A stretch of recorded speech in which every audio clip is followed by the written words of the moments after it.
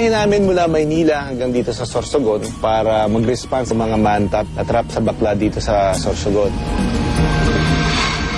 Hindi ito ang unang pagkakataon na nakita ko sila sa ilalim ng karagatan. Madalas, lahat sila ay nangangailangan ng tulong.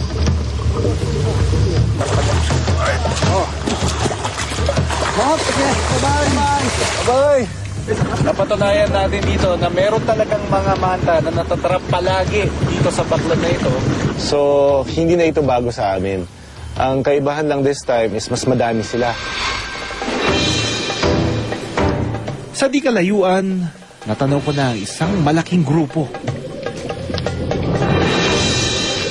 Pagdating namin doon sa baba, lubusong kami, nakita kami yung mga manta, labi. Isang school sila lumalawin na ganyan. They're like parang birds na in slow-mo. So you'll see them na okay, parang napapanood mo sa pelikula na parang nag-hover lang silang ganyan and then parang they're very calm.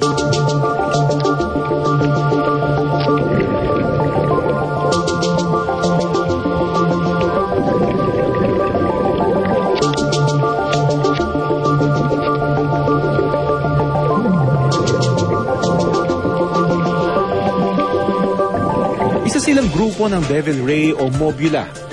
Ayon sa mga eksperto, bihira lang makita ang ganitong klaseng pagsasama-sama ng mga manta. Sa ganitong paraan, nagagawa nilang protektahan ang isa't isa. Hindi na rin nag-aksaya ng panahon ang mga mangingisdang tumulong. So pagdating na, syempre yung lahat nagbabaan na kasi yung mga mangingisda sariyan sa compressor eh. So nagbabaan na rin yung mga fishermen, inaayos nila kung paano. May mga bato kasi yun eh. So yung mga weights nung lambat, paliit ng paliit. So inaayos nila para hindi masira yung lambat din na gagamitin nila.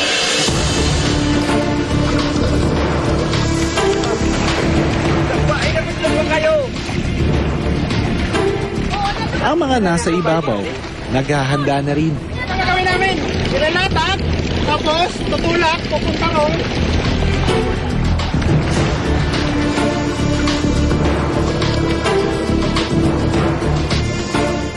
Pero palaisipan pa rin sa akin kung bakit sa 13 baklad na nakapaligid sa lugar, sa isang baklad lang sila nagsama-sama.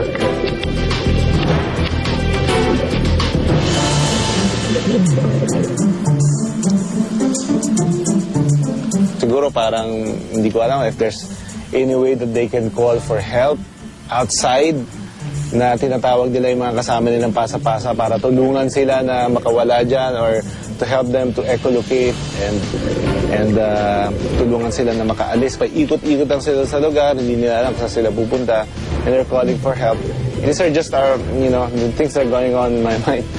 Ang problema kasi, kailangan kasi nilang gumalaw, lumangoy, na dire-diretso in order for them to breathe and survive. So kung maliit lang yung ginagalawan nila, mas restricted yung kanilang paggalaw. Also, yung supply ng pagkain dun, limited lang din yung resources nila dun sa lugar.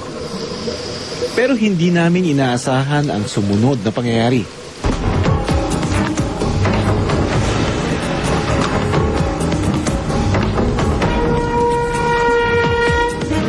So nasa ilalim kami the whole time na we were documenting and trying to figure out kung saan natin ilalagay. Ang nangyari kasi, parang biglang binabahan na nila yung net.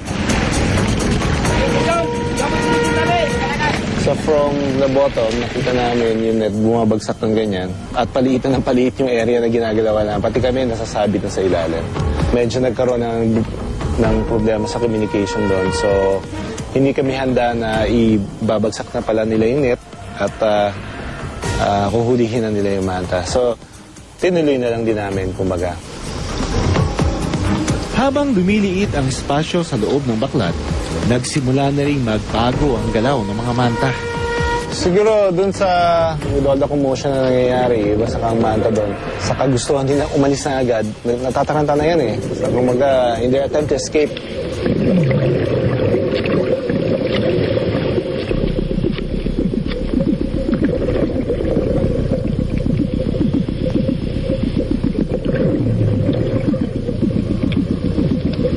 Yung isa doon talaga nasabit na yung Masabit na yung katawan niya doon sa net. And kumbaga, na-trap na siya doon, hindi na siya makali. Sa yun yung kinakatakot natin na mangyari. Kaya natin kailangan ipakawalan agad itong mga manta. Sa ganitong klaseng sitwasyon, kinakailangan ang matinding pag-iingat para hindi masaktan ang mga manta.